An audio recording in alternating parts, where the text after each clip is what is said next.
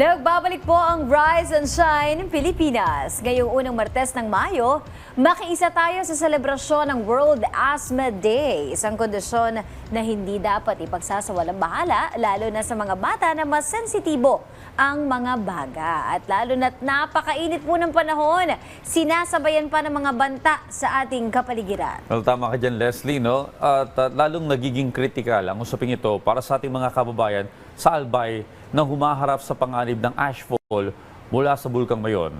Ang Abong Bulkan ay siguradong major trigger para sa mga bata, lalo na yung may mga mahina yung lungs o yung may hika. Totoo, at lalo din sa mga senior citizens, 'di ba? Kaya naman para bigyan tayo ng tamang gabay sa pag-iwas at pag-manage ng asthma sa mga bata, makakasama po natin ngayong umaga si Dr. Maria Cristina Alberto, isang pediatrician. Good morning po, Doc Tina, and welcome sa Rise and Shine Pilipinas. Welcome back, Doc Tina. Good morning. Hello, magandang umaga po sa ating lahat. Ayan, Doc Tina, ngayong World Asthma Day, marin niyo po bang ipaliwanag para sa kalaman ng ating mga televiewers sa simpleng salita, ano po ba yung pediatric asthma at bakit nga ba mas at risk ang mga bata sa mga triggers sa paligid?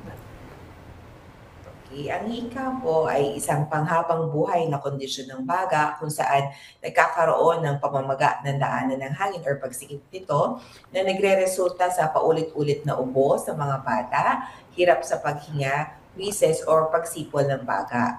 Ito ay sadyang mas delikado sa mga bata dahil una sa lahat, ang nagde-develop pa lang yung kanilang mga baga o ito ay immature.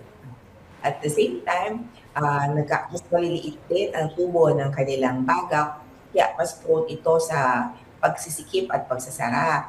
At the same time, syempre, dahil ang mga bata ay mahina pa ang immune system, mas prone din sila sa mga viral infection na pinakakadalasang dahilan ng hika o trigger ng hika sa mga kabataan. So, yan po yung mga dahilan kung bakit ang mga bata ay mas high risk for severe asthma. Ayun, Doc, marami sa mga magulang ang nalilito. Paano po ba matutukoy kung ang nararanasang sintomas po ng bata, simpleng ubo at sipon lang, or senyales na pala po ng isang asthma attack? Ano po ba yung mga red flags na dapat bantayan? Ang respiratory tract infection ay nagkakaiba sa hikas. Una sa lahat, ang respiratory ay kadalasang may lagnat. Ang hika naman ay kadalasang walang lagnat. Ikalawa, kadalasan din ang respiratory tract infection ay may pagkaroon ng sama ng pakiramdam ng bata, na may pagsisipo, pananakit ng katawan.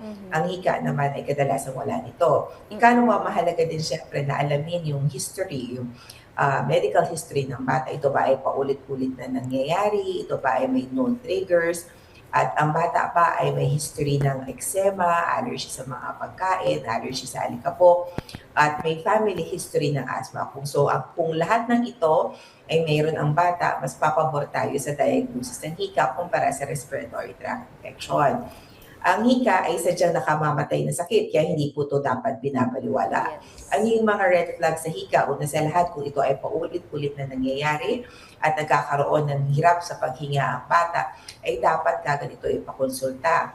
Ang pangingitim sa bata, mabilis na paghinga, paglaki ng butas ng ilong pag humihinga, hirap sa pagkain, at pagbabago sa changes o sa sensorium ng bata ay mga red flags sa hika.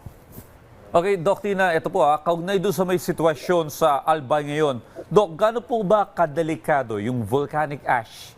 Partikular na doon sa mga developing lungs o baga ng mga bata.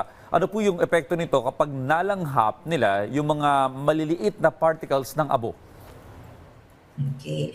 Ang particles ng ashes ay napakaliliit at ito ay maaari mag-contain ng silica, of course, alikabok at asido na maaaring makadamage sa baga ng mga bata. Although rare, yung talagang permanente na pagkasira ng baga.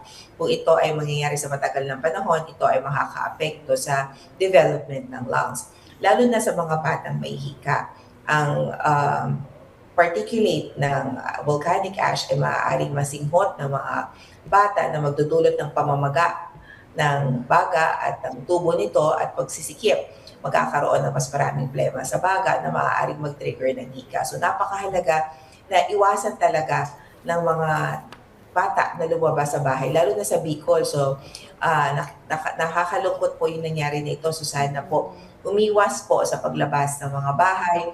At kung lalabas man ang mga bata ay paniguraduhin yung pasuot po ng maskara. Ang preferred po na maskara sa paglabas ay tinatawag nating N95 maskara Ayun. na makakapag-filter ng maliliit na particles ng ashes. At kung wala po na ito, tuwing lalabas po ay sana po gumamit ng basang tuwalya para po hindi masingot ng mga bata ang volcanic ashes. Doc, Tina, sakaling magkaroon ng matinding atake o hika o asthma attack ang isang bata sa gitna ng ganitong kalamidad, ano po ba yung mga dapat first aid o yung unang lunas na gawin ng mga magulang sa kanilang mga tahanan? Ang pangunahing gamot sa asthma na rescuer or reliever ay ang ating mga salbutamol or yung ating nebulizer. Kung familiar po kayo, yan yung po yung pinapausok ng mga bata. Or minsan din po, meron din po itong syrup or oral form na nagpapabuka ng daanan ng hangin. Meron din tayong tinatawag ng mga steroids, pwede po yung inhaler or oral, na dapat laging mayroon ng mga magulang na may mga anak na asthma. No? So panatalihin meron po natin ito sa bahay dahil hindi natin alam kung kailan matitrigger ang asthma sa mga bata. Particular sa kondisyon ngayon sa Albay kung saan hindi naman ini-expect ng lahat na may biglang sasabog ang bulkan. So dapat ang mga magulang ngayon ay maghanda ng mga nebulizing solution para sa asthma para hindi po atakihin ng higa ang mga bata. Ayun. Panghuli na lamang po, Doc. Ano po yung mensahe po ninyo para sa ating mga ka-RSP parents po para manatiling malusog ang baga ng kanilang mga anak, lalo na po ngayong World Asthma Day? Sa mga magulang, halaga po na ang mga bata ay makahiwas sa asthma dahil ito po ay hindi simple ubo at sipon lamang. So tayo po ay umiwas sa paninigarilyo, pagkakaroon ng exposure ng mga bata sa known triggers at tandaan po natin ang mga red flags sa higa at kung meron dito ang bata ay dalhin po kagad sa pinakamalapit ng doktor. At of course, always maintain good nutrition sa mga bata para po maiwasan ang pagkakaroon ng severe asthma attacks. Ayan, maraming salamat, Doc Tina, sa pagbibigay ng kaalaman patungkol sa sakit na asthma at ingat po sa ating mga ka-RSP, lalo na dyan sa mga kababayan natin sa Albay. Ayan. Maraming salamat again, Doc Tina. Thank you, Doc. Maraming salamat po.